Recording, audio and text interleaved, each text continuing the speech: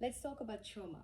We need to understand that trauma lives in our body, not only in the mind. Okay? So we store, like trauma is stored in our body. So it can be stored in our jaw, it can be stored in our shoulders, our chest, our gut, our hips.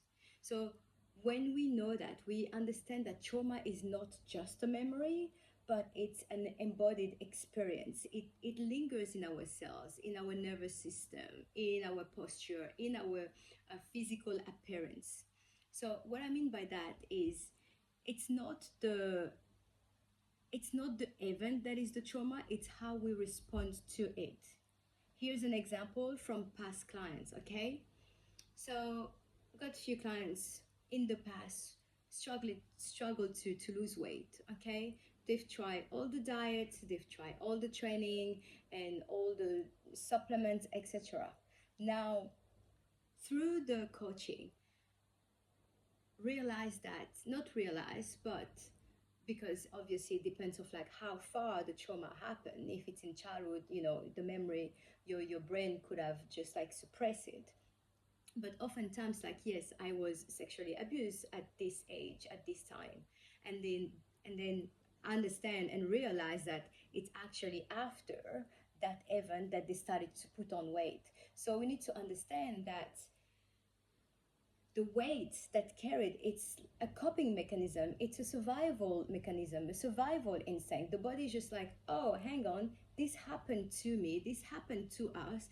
Then if I put on weight, if I'm less sexy attractive, then we'll be fine, we'll be safe. So the weight isn't the problem, is the root cause of that that we need to address. So again, when I say that it's not the actual events that creates, it's not the actual events that is the trauma. For example, I can shout out to one of my kids and one will completely have zero F's given, right? The other one that is more sensitive, that is more emotional, if I shout to that person, to that child, might have at that moment created something. It's physiological, okay? So there's a response there, a physical response to the shouting, and that the way the body reacts, this is what creates the trauma. So again, I'm not here to minimize, trauma per se, sexual abuse or not, but it's not the action necessarily, it's how we perceived, how our body experienced it, how our body reacted to the events, okay? So some of you can say like, oh yeah, I've been, sexually abused, but I haven't put on weight. I get that, I totally understand, I've been there too. Then what happened is just then the person will display a different, instead of displaying a physical, how would I say, instead of displaying a physical coping mechanism, that can be emotional, right? So therefore, you can struggle with sexual and being intimate. You can struggle and being cold. You can be emotionally invulnerable. Like there's different ways that our body will cope. We have all different coping mechanisms. So most of the time, the women will put on weight. Some act differently. And again, it's not about the event. It's not about the event. It's about how we perceive the event. It's how our body responds to that event, right? So, here I remember before, here and then, joke with friends and I say, oh my gosh, well, that's why I use the shutting as an example. I'm like, if shutting is a trauma, then you know what? You're welcome because I used to be beaten up when I was a child, and that was a trauma.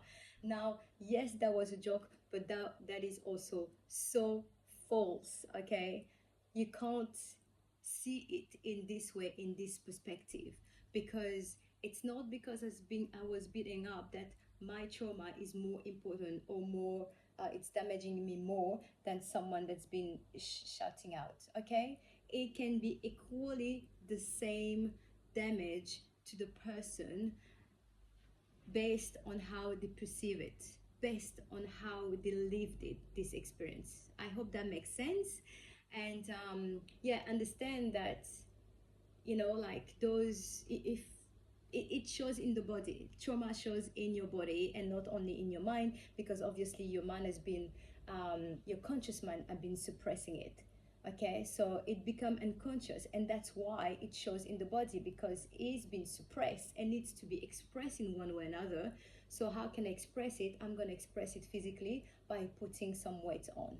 Now some people can have like tight jaws, or like they can have some tightness, some chronic fatigue, they can have some, I don't know, shallow breathing. Like there's some clues, there's some stuff that's happening that we display every day and we think that it's just an habit, but in fact it can be a trauma response. So now I invite you to pay attention to that, and in which area of your body do you feel any tightness, or when you look at yourself when you are struggling, for example, to get certain results, to look at, okay, maybe you can do that by yourself, depends of what is the trauma, maybe you are aware of it, but look at it as, oh my gosh, this is a childhood trauma that I have. I can go and run freaking marathon and all that stuff. It's not gonna solve the problem, because I need to solve it internally. It needs to go deeper in the root, where it's a trauma that needs to be addressed, that needs to be seen, that needs to be healed. So I really hope that this video is helpful. Leave me a comment, whether it's on the post or privately, because I know that it's obviously some trauma that everyone want to share it out there. But thank you so much, and have a lovely day.